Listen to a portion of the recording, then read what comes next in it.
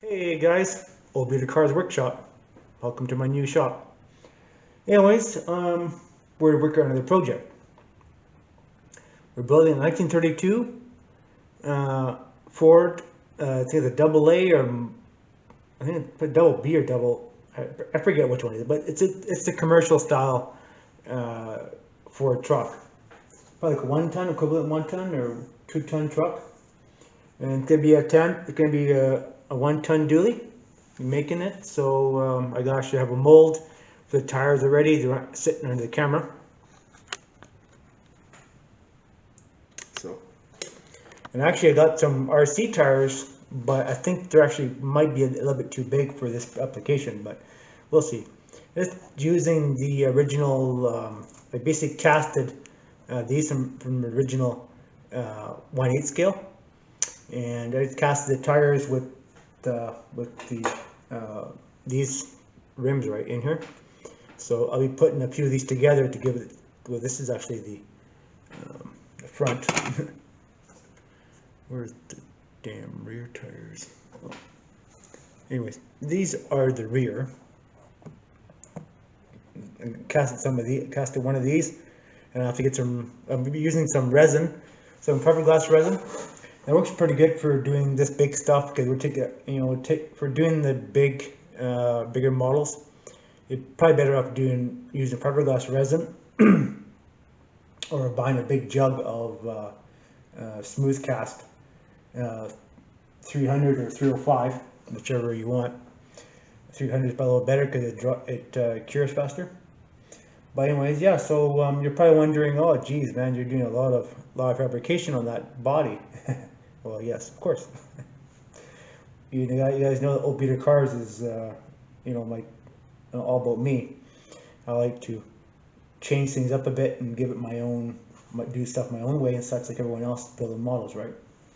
So now I know what you're gonna say. You say, oh, you chopped up a perfectly good model right to this project. Well, I already have the 32 Ford, already the Roadster, but now I need the commercial truck, of course.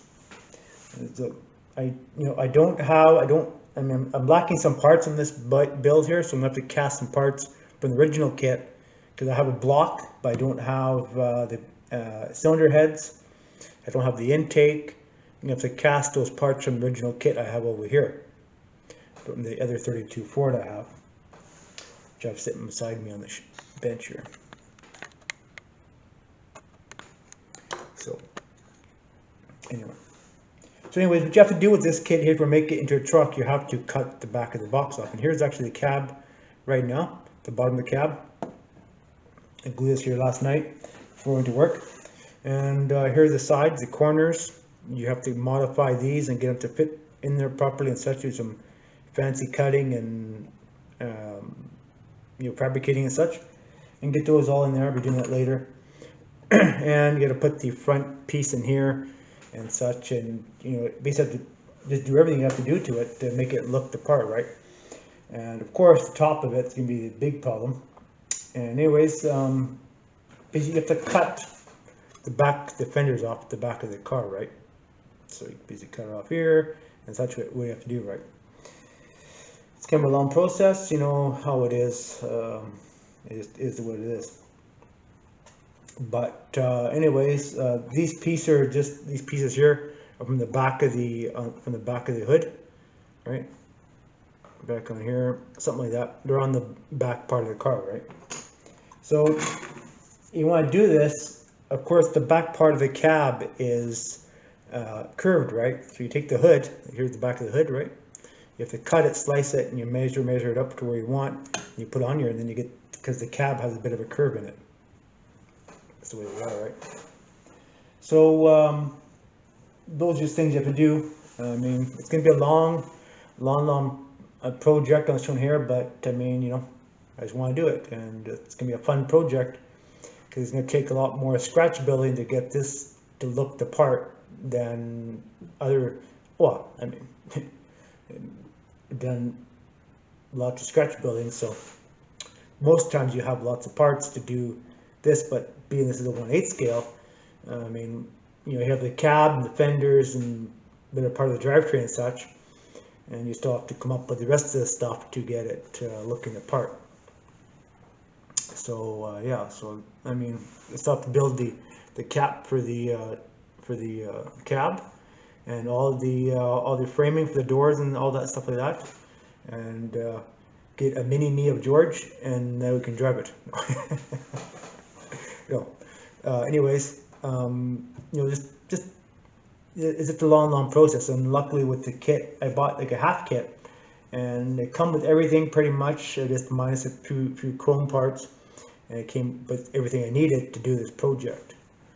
A good friend of mine says to me, well, maybe you should put a real true running V8 in it, with little miniature V8s in it, or a 4-cylinder or something, but the price on them are so expensive. I just keep as a model, because actually the little V8 engine will twist the plastic a little bit, and it's not just a model, right? It's not RC, but it's pretty interesting. So don't want to be doing anything too crazy, of course, but yeah. So I'd imagine this is probably what they did to get the 1/8 scale 3D model. They probably took one of these and hacked it up and figured all the measurements and such to make the 3D model. But or whatever. I'm not sure how that shit goes, but it is the way it is. So yeah, so we have a lot to do on this model. We'll be working on it a bit later, getting the cab corners in here properly, and glue them in, and glue some braces in, and we'll start making the roof for it and all that stuff first. And then, of course, I got no floor, so the floor has to be all scratch built, and we got some plastic. I've been trying to get the same plastic I had for years, and you know what, when I moved from the farm to my hobby farm here now, which is a lot smaller, I forgot my damn sheet of plastic on the farm. So I had nice thick plastic, and I went to the store, and I got the stuff I originally was using was the for sale sign plastic, but it's not as thick. The for sale sign plastic is not as thick as that other stuff I was using. Still a little piece of it, but it's not enough. So I'll tell you what I will be using, and to your surprise,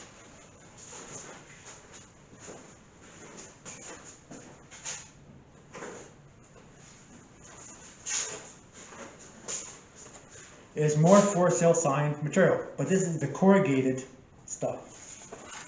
So it's thicker, which is quite equivalent to what this is. This is fairly thick. It's almost, I don't know, 3/16 of an inch thick or something. I forget.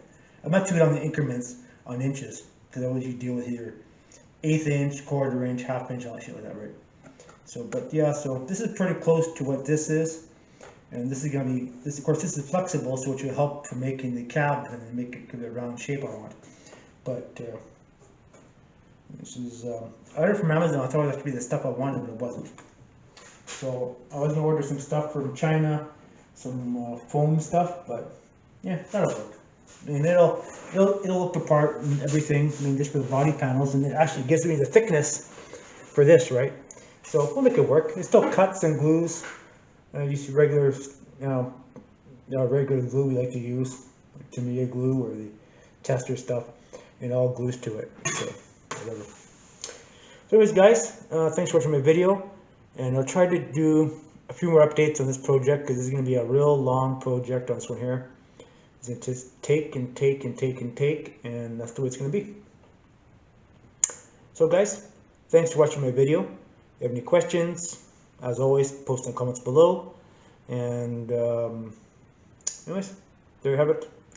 So there again, thanks to your new subscribers. Thanks to the comments, likes, and shares to my videos. I'm not always the best to be updating my videos all the time, because the guy has to work and put food on the table and such. But winter's coming, and I have a little more time to do stuff. Well, you know how that goes. Depends. If we get like 10 feet of snow this year, then I'll be going like hell as always. But anyways, I'll talk to you soon. And we have more material. I'll be posting it up. Thanks for watching. See ya.